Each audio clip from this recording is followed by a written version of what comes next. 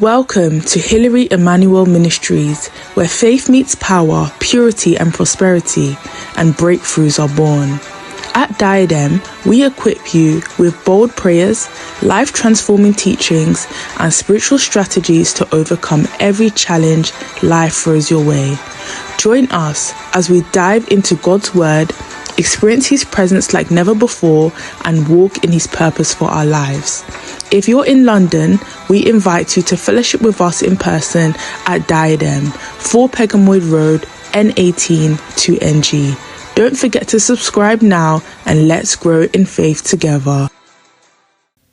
Brethren, we made the covenant of divine ease, and we thank God who has accepted our covenant. We thank God who has sealed that covenant with us. And the covenant is standing before Him forever. But like we had on Friday night, it does not end there. We still have some roles to play. We still need to activate the covenant fully. You say, but we've made the covenant. Yes. But then there are prayers that must follow. And those are the prayers we've been praying. And thank God for the prayers we prayed on Friday night here, when we keyed our prayers to the covenant, so that prayer will become very easy. So today, brethren, we are going to activate the covenant of divine ease. That's what I'm talking about. Activating the covenant of divine ease. By now, you should know that covenants are like curses. They operate in similar manner. They could lie dormant. Covenants could remain dormant for a long time. Curses also operate that way. They could lie dormant for generations until they are fully activated before they will begin to operate. So where there is a covenant, there is a need to activate it. Look at Genesis chapter 15. Genesis chapter 15. Look at verse 12. Genesis 15 verse 12. And when the sun was going down, a deep sleep fell upon Abraham, and horror of great darkness fell upon him. Already, brethren, already, the covenant have attracted some unwanted strangers. Already, the covenant is no longer hidden, it's no longer secret. Darkness now is aware of it. Enemies have become aware of that covenant. Possibly even the word they were using when they were exchanging the covenant. So as a result of that, brethren, there is a need for you to activate your covenant, and there is a need for you to tie that covenant, somewhere. And that's what we are going to do here today. Look at verse 13.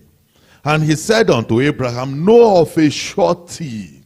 That is, this thing I'm telling you is real. It can never fail. It's going to happen exactly as I say it.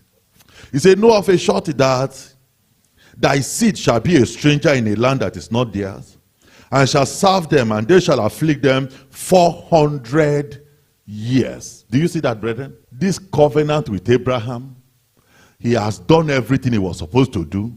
He has brought the turtle dove, brought the animals, brought everything, sacrificed them, and they have sealed the covenant, but the covenant will not be active until 400 years. Are you following me? The covenant is to remain dormant, is to lie low until 400 years. So in other words, Abraham himself will not even enjoy from the covenant personally. Now let's continue. Verse 14. And also that nation whom they shall serve will I judge, and afterward shall they come out with great substance. Verse 15. And thou shalt go to thy fathers in peace. Thou shalt be buried in good old age. Do you see that? You say, as for you, you will live, you grow old, and then you will go home and lie down. That's fine. See, but this covenant is to remain inactive for 400 years. Verse 16.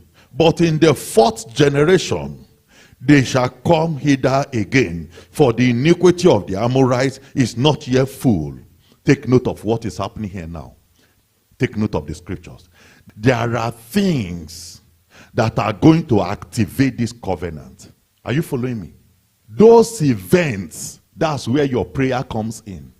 To make those events to happen For example, if after 399 years, the Amorites decide to repent and stop committing iniquity, and they cried, they sacrificed, they wept, and they fall on their face and wear ashes, and then they say, wash off all our iniquity, and those whole iniquity they are washed off, which means the cup of their iniquity is not yet full still.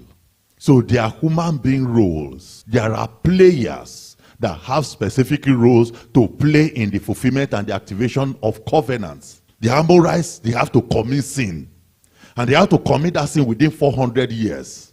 And that sin must be so much that the cup of their iniquity must fill up. Verse 17. And it came to pass that when the sun went down, and it was dark, behold, a smoking furnace, and a burning lamp that passed between those pieces. In the same day, the Lord made a covenant with Abraham, saying, unto thy seed have I given this land, from the river of Egypt unto the great river, the river Euphrates. He has given them the land, but they are not going to have access to it. The covenant is not going to be activated until after 400 years. Now, what happens now? In the 400th year of the children of Abraham, what if those generation, the 400th year generation, the 4th generation, if they do not know how to activate the covenant? What if it gets to that generation and they don't even know Jehovah God? They don't even know whether there is any covenant anywhere, and they don't know what to do. Are you following me? These are the things that affect covenant. Some covenants will require some human contributions for it to manifest and fulfill. Those human players are susceptible to attacks. Remember that Satan has been following everything. He was there. He was the one that came, sent all those birds, all those fowls. He was the one that came again in darkness and all those things. He was trying to attack everything, and he will be there watching the 400 years. What if he gets to that 400 years and begin to work against it? What if he gets to that 400 years and he attacks that generation so badly that they are not even interested in any covenant? So the attack could have direct impact on the covenant manifestation. Brethren, do you know what Jehovah God said here? He said 400 years, isn't it? He said 400 years, 4th generation. And within that 4th generation, Moses was born. In that last generation.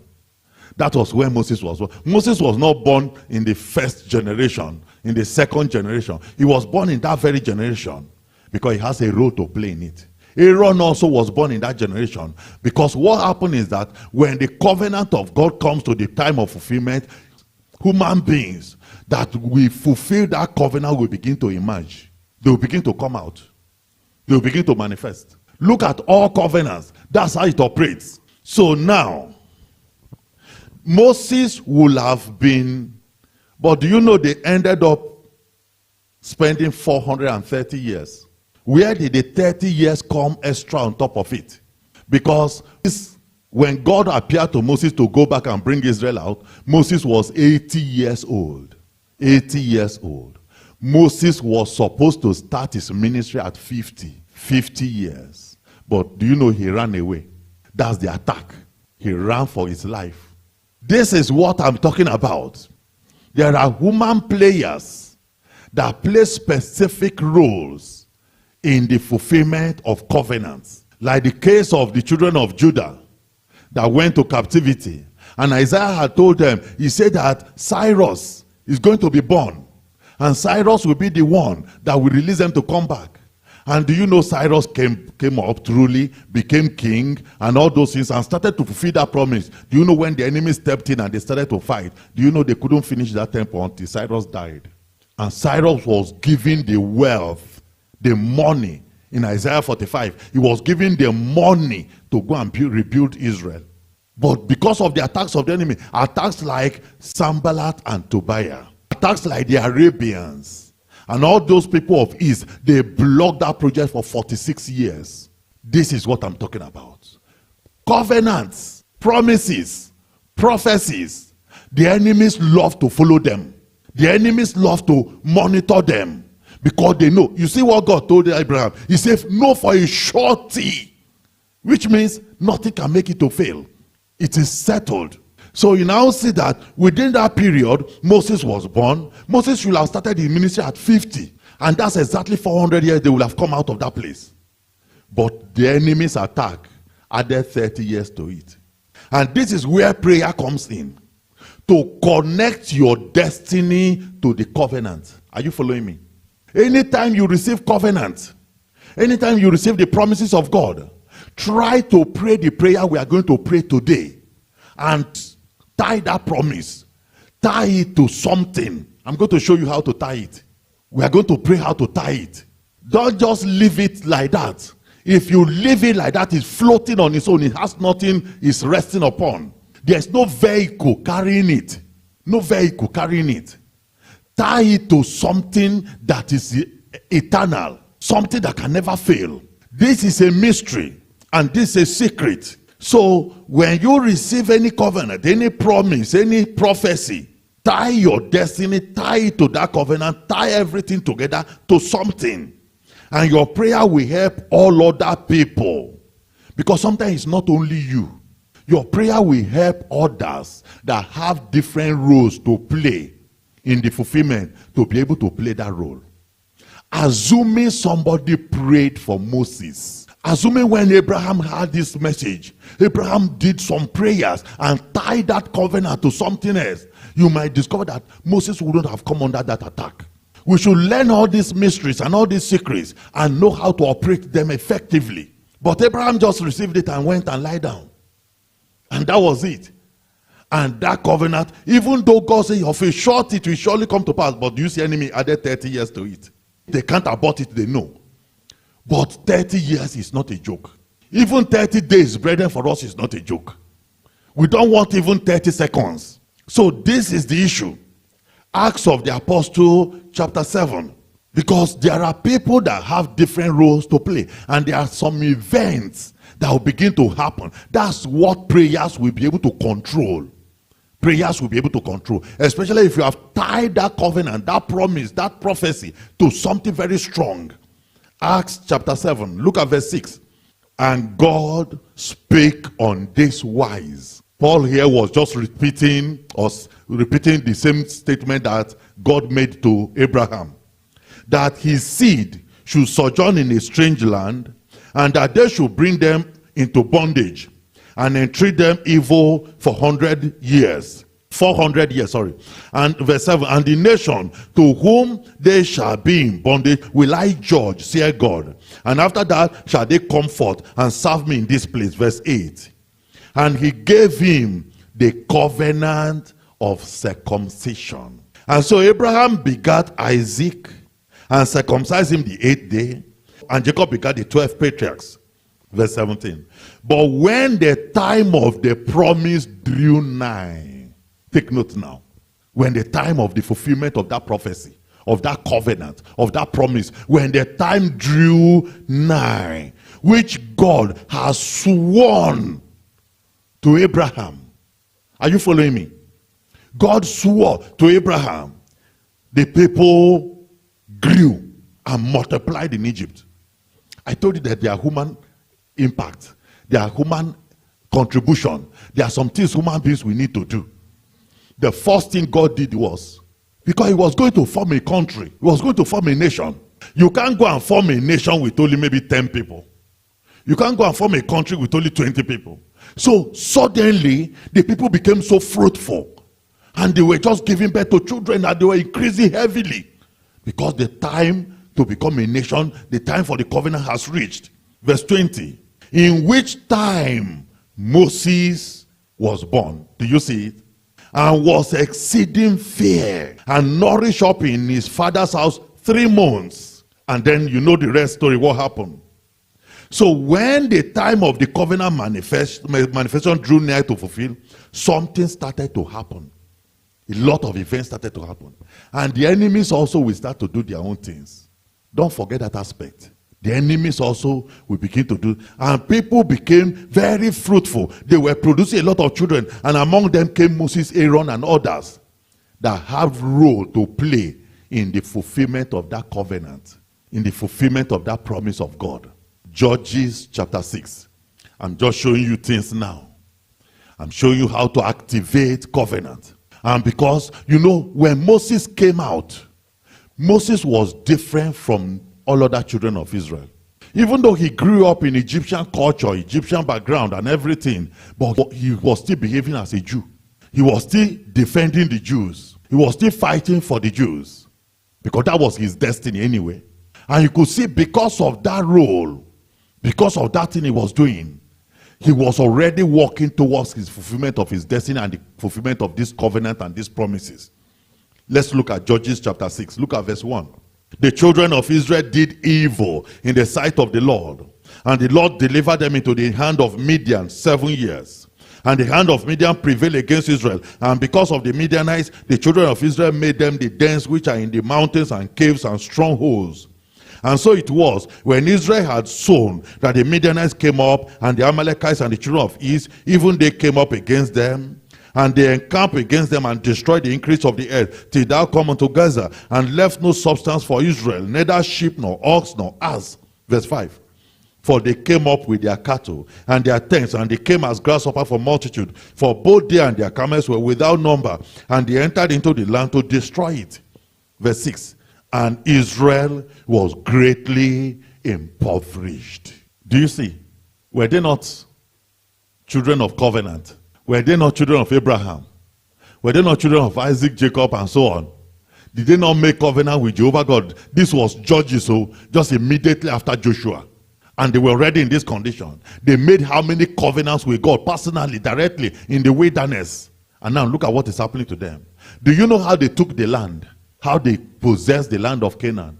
It was Jehovah God that was with them, that fought against all these tribes, all these 7 nations, and all other nations around. It was God himself that, based on covenant. And now, God was no longer fighting. The covenant is not broken, but the covenant was not effective. It was not broken, but not effective. Now look at what followed. Israel was greatly impoverished because of the Midianites, and the children of Israel cried unto the Lord. Cried. Listen, that's another part human beings play. That's the function of man also in covenant, to cry. It was the cry of the children of Israel in Egypt that God cited. God said that, I have heard your cry and your groaning and your sighing. And that was what brought God to come and intervene. So they cried. Look at verse 11. When they cried, verse 11. And there came an angel of the Lord, and sat under an oak which was in Ophrah, that pertained unto Joash the Abizraelite, and his son Gideon threshed wheat by the winepress, to hide it from the Midianites. Gideon was afraid. He was hiding and doing his thing, collecting the little food he could collect. Verse 12. And the angel of the Lord appeared unto him, and said unto him, the Lord is with thee, thou mighty man of valor. Say, God is with you. You are a strong man. You are a mighty man. What was the angel referring to here? The angel was seeing God's presence with him, was seeing the hand of covenant with him, was seeing what he's supposed to be originally, but he was not. Look at verse 13. Look at the answer of Gideon. Very, very important. Very, very important. And Gideon said unto him, O my Lord, if the Lord be with us, why then is all this befallen us? Look at what he said further. And where be all his miracles, which our fathers told us? Let's stop there for a while. Their fathers told them some things. Their fathers told them about miracles. Their fathers told them, maybe their father were the one that came directly from the wilderness during the time of Joshua. Their fathers were the one that crossed the Red Sea, that crossed the Jordan River and got to the Canaan land. Their fathers told them how God divided the Jordan, how God brought them, fed them in the wilderness for 40 years. Their father told them a lot of things, and the covenants. Their father must have told them about Abraham, Isaac, and Jacob also. Their father must have told them about the ark of covenant that they were carrying up and down. He must have told them so many. He said, our father told us so many, the miracles. And there's no how their father can tell them of miracle and not tell them about the covenants. Their father must have told them how they got to that land and how they possessed it. That it was because of the covenant of Abraham. So now their father told them all these things. He said, where then is all those things that our fathers told of the miracles, saying, did not the Lord bring us up from Egypt? But now the Lord has forsaken us and delivered us into the hands of the Midianites. Is it the Lord that forsook them? The fact remains, brethren, generations must know how to activate covenant that is lying dormant. This is another prayer you have to pray for your children. When I say your children, I mean your children in the next 10 generations. Your children in the next 20 generations, if Christ tarries. How to pray for them, because we don't know what this earth is going to turn to in their time. You are going to pray that something will activate all these covenants you are making over them. That something will activate these covenants. That the covenant will not lie dormant and low that during their time. So you see Gideon here. Gideon say, they told us so many things about the power of God following us, God being with us and so on. But what is happening in our time? Look at what follow here. Verse 24. Then Gideon, because the angel now told him a lot of things, then look at the step Gideon took. Gideon now has started to activate the covenant. He has started now to rebuild the covenant. You see, then Gideon built an altar there unto the Lord and called it Jehovah Shalom. Do you see now?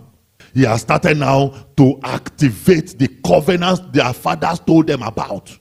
He built an altar. He called it by the name of the Lord. Unto this day is yet in Ophrah of the Israelites. Verse 25. And it came to pass the same night. This 18 the Lord has not done for 7 years.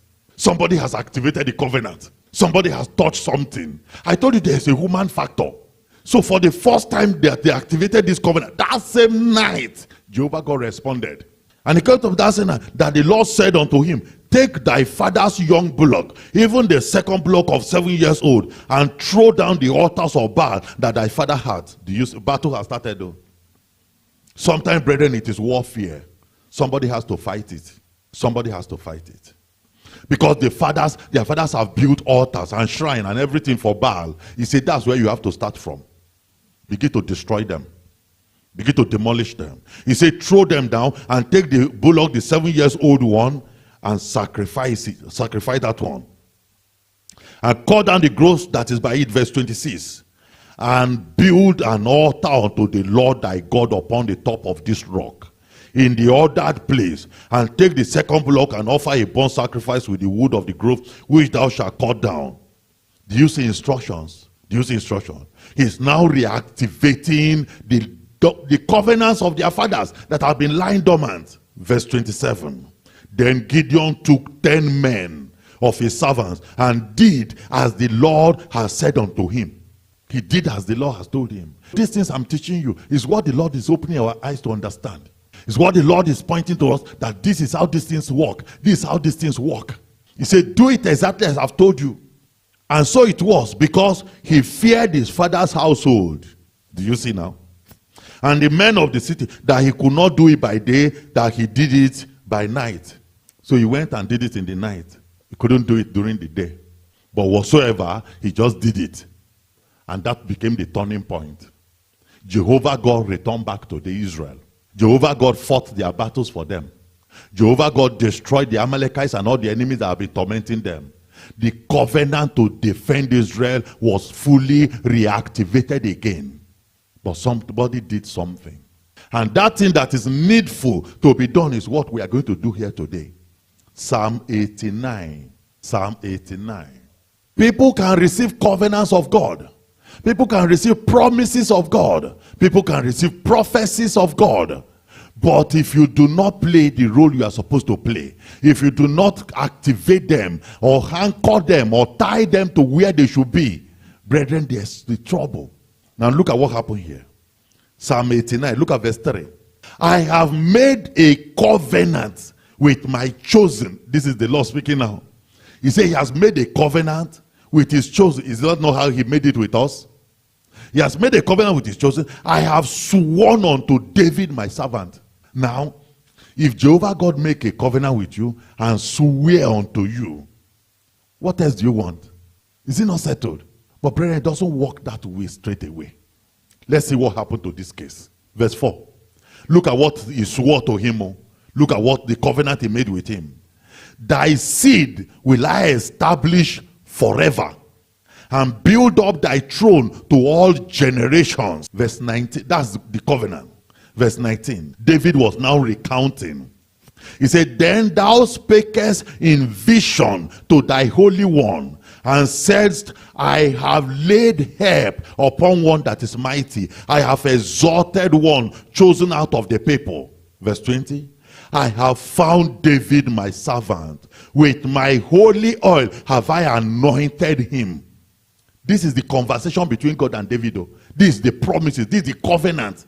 This is the promise of God. This is the oath which he says swore to David. Verse 21. With whom my hand shall be established, my arm also shall strengthen him. The enemy shall not exert upon him, nor the son of wickedness afflict him. Do you see the content of the covenant now, brethren? And the Lord swore by it. The Lord swore by it. He said, I will not allow the enemy to touch him. Verse 23. And I will beat down his foes before his face, and plague them that hate him. Verse 24. But my faithfulness and my mercy shall be with him, and in my name shall his horn be exalted. 25. I will set his right hand also, in the sea, and his right hand in the rivers. He shall cry unto me, thou art my Father, my God, and the rock of my salvation. Also, I will make him my firstborn, higher than the kings of the earth. My mercy will I keep for him forevermore, and my covenant shall stand fast with him. Are you there? So we are talking about covenant. Verse 29. His seed also will I make to endure forever, and his throne as the days of heaven. Verse 34. My covenant will I not break. Do you see this? Nor alter the thing that is gone out of my lips. Verse 35. Once have I sworn by my holiness that I will not lie unto David. Now, if Jehovah God gives you all these things, brethren, if the Almighty God gives you all these things, verse 36, his seed shall endure forever, and his throne as the sun before me. It shall be established forever as the moon, and as a faithful witness in heaven. Verse 38. Now look at what happened here. Look at what happened. Because David was recounting all these things. Because what was happening in his life did not correspond with all these great promises. Did not correspond with all these covenants. What he was experiencing physically was not in tandem with all these things the Lord has sworn here. So that's why he first of all narrated everything, how God said it word for word. And now verse 38. He said, but thou hast cast off and abhorred. Thou hast been wroth with thy anointed. He said, Lord, you have been angry with me. Thou hast made void the covenant of thy servant. Thou hast profaned his crown by you say you have thrown my crown to the ground. Are you following me? So you now see that this covenant, David was saying something else. And I think this was the period in which Absalom overthrew him. The time in which Absalom overthrew him. And he was running because he never thought he was coming back again. The whole Israel were in support of Absalom. So he never thought he would ever come back again. So he was telling God, you have thrown my crown to the ground. Verse 40. Thou hast broken down all his hedges. Thou hast brought his stronghold to ruin. All that passed by the way spoil him. You remember when he was running away? Shimei. Remember Shimei? The one that was casting dust and throwing stone at him and insult him. He said, look at what you have reduced me to. With all this covenant, with all these promises, with all your oaths that you swore to me. All that passed by the way spoil him. He is a reproach to his neighbors. Verse 42. Thou hast set up the right hand of his adversaries. Thou hast made all his enemies to rejoice. Thou hast also turned the edge of his sword, and hast not made him to stand in the battle. Thou hast made his glory to cease, and hast cast his throne down to the ground. The days of his youth hast thou shortened. Thou hast covered him with shame. But we know how the whole story ended. Jehovah God said, I will never lie to David. And did he lie? There's a secret I want to show you. There's a secret I want to show you. Because when God made this covenant, there was something the Lord did. Let's go back again to the place we read earlier. Look at verse 28. I'm showing you the secret in this covenant. Verse 28. My mercy will I keep for him forevermore, and my covenant shall stand fast with him.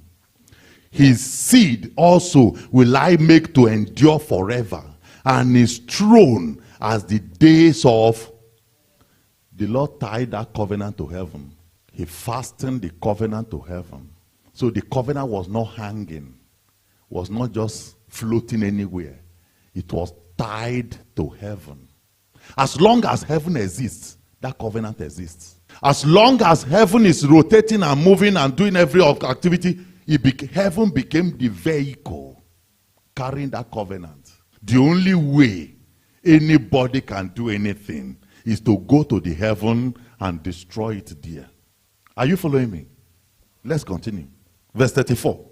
Say, my covenant will I not break, nor alter the things that is gone out of my lips. Once have I sworn by my holiness that I will not lie unto David. His seed shall endure forever, and his throne as... He tied it again to the sun. When you have a covenant, when you have the promise of God, when you have a prophecy, tie it to something that cannot perish. You see how God himself does it? You see how God is doing it? He tied it, he didn't tie it in one place. Did he tie it in one place? Because of what? Because human beings are capable of too many things. You remember when human beings started to build Babel? And God looked at it, what is the whole project concept? They said they want to reach heaven.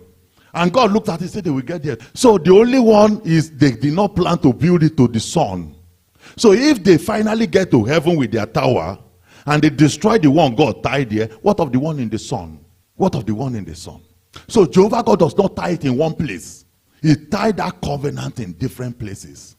And this is the difference between individual covenants and collective covenants. The covenant of Israel was not tied to anything. Those covenants that God made with them in the wilderness, it was tied to the Ark of Covenant. That ark that they were carrying. Do you know they didn't even know where the ark was again? If the enemy snatched the ark, they snatched it once. The Philistines snatched it. If they snatch it, that's the end. They snatch everything together. You see, Jehovah God did not tie this one of David to anything on earth where man can reach. He tied it far away. And that's why he could swear by his holiness unto David, because he knows nothing can touch it. He said, I will never break it. Are you following me? I want you to listen carefully. I want you to understand the mysteries of heaven and the knowledge of the Almighty. When you make a covenant, you must tie that covenant to something very strong. Something that will not fail easily. Then you activate it. That thing you tie it to become the vehicle that is carrying that covenant. If you tie it to the sun, every day, every morning, the moment the sun just come up like this, it will come up straight away with that covenant. As the sun is moving, it's carrying that covenant. The covenant is constantly alive. If you tie it to the moon, every night as soon as the moon comes up, the moon is carrying that covenant. And this is also what the enemies do. The enemies always attack problems and program problems into the moon and the sun, very far away from where any man can reach. And as a result of that, you see people will suffer and die because where they tie their trouble, they cannot reach there. I remember dealing with a particular case. And the power say, if you are going to help this person, you have to go to Jupiter. That's where we put the vehicle of destiny, in Jupiter. The other one again with that, he said that person, they tie the person down in South Portal. So we have, and do you know human being, Earth, our Earth is a North Portal. They took the person to the south, as far as the north is to the west, to the south. So that person, life and destiny is at the other end of existence. So tie your covenant, tie the promise of God to something that can never destroy, that can never perish. Something that is constantly alive. Something that is always moving. And that's how Jehovah God himself does it. Look at what he did again. Jeremiah 31. Jeremiah 31. Look at verse 31. Jeremiah 31 verse 31. He said, behold, the days come. The days come, saith the Lord, that I will make what? What happened to the old one? He said, a day coming, I'm going to make a new covenant with the house of Israel and with the house of Judah. Verse 32. Not according to the covenant that I made with their fathers. Are you following me? That's the one he made with them in the wilderness. The day he brought them out. I made with in the day that I took them by the hand to bring them out of the land of Egypt. He said, not that type of covenant. I told you already that that covenant was not tied to anything. The only place they tied it to was that ark of covenant they were carrying. And then the tabernacle. When they were able to set up a tabernacle and build altar there. But both the tabernacle and everything, the enemy not raise it down. Enemy destroyed the temple, destroyed everything, carried the ark away. So they carried together with the whole covenant. He said, not that type of covenant. Not that type of covenant. There was something faulty with that covenant. That covenant was not tied to something strong. Which my covenant they break. Although I was an husband unto them, said the Lord. Verse 33. Take note of this new covenant that God says he's going to make with them. Verse 33. But this shall be the covenant that I will make with the house of Israel. After those days, said the Lord, I will put my law in their inward parts and write it in their hearts, and I will be their God, and they shall be my people. Before, he told them to go and practice it. Moses should teach them. They should go and learn how to be people, God's people, and then serve God. He said, no, but it did not work, because that covenant was not tied to anything. He said, but this one, it's a new covenant I'm going to do. I'm going to write it in their heart, and they will know me automatically. Look at what follows. Verse 34. And they shall teach no more every man his neighbor, and every man his brother, saying, know the Lord. For they shall all know me, from the least of them unto the greatest of them, saith the Lord. For I will forgive their iniquity, and I will remember their sins no more. Verse 35. Thus saith the Lord. Now the prophecy was coming. The prophecy was coming. Now the Lord wants to speak directly. It's just like when you put quotation mark. When it does say the Lord, which means the word is now verbatim, exactly what God said, the way he spoke it. Thus said the Lord, which giveth what? Aha. So the new covenant is going to be tied, which giveth the sun for a light by day, and the ordinances of the moon and of the stars for a light by night. Ordinances. What is ordinances? Covenant. Covenants. Laws. He said, what I'm going to do, this new covenant, that it's not going to be like the one in the wilderness. I'm going to tie this one to the sun and tie it to the moon and the stars, to the law and the covenant of the sun and the moon. Those ones also have their own covenant. It's covenant that is keeping them too. He said, I'm going to tie this one to that very covenant, which divided the sea when the waters, the wave thereof, roar. Do you see that again? There's no how the sea will not be roaring and raging every day. You see the sea, they will come and go back, come and go back. They have been doing like that since that day Jehovah God came down to create the heavens and the earth. That's how they have been behaving. It's an ordinance. It's a covenant of the sea. He said, I will tie it to that covenant too. Do you see how many places now? The Lord of hosts. He said, this is how Jehovah God himself operates. This is how he does his thing. When he wants to do an everlasting, why do you think our earth is still standing? It's because it's anchored on something serious. Look at what follows. Verse 36. He said, if ordinances, those covenants, if they depart from before me, saith the Lord, then the seed of Israel also shall cease from being a nation before me forever. Do you see the covenant now? Say, this is the new covenant I'm going to make. He said, until that day that we wake up and the sun refuses to come out, and then night, moon refuses to come out, no star.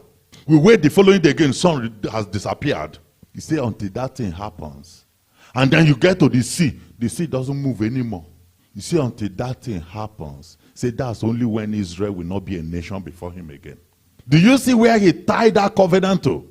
Verse 7, thus saith the Lord, if heaven above, do you see he's still tying it to? If heaven above can be measured, and the foundations of the earth searched out beneath, I will also cast off all the seed of Israel for all that they have done, said the Lord. So which means, if you are going to attack that covenant, you have to first of all go and discover all the pillars of the foundation of the earth, and go to heaven and measure heaven and give the measurement. Do you see how God operates, brethren? That's why even when Israel disappeared from the land of Judah and the land of Israel for about 2,000 years, by prophecy they came back again. To the amazement of the whole earth, no nation, no tribe has ever disappeared and come back again. Many people disappeared and that was their end forever and ever. They melted into other people.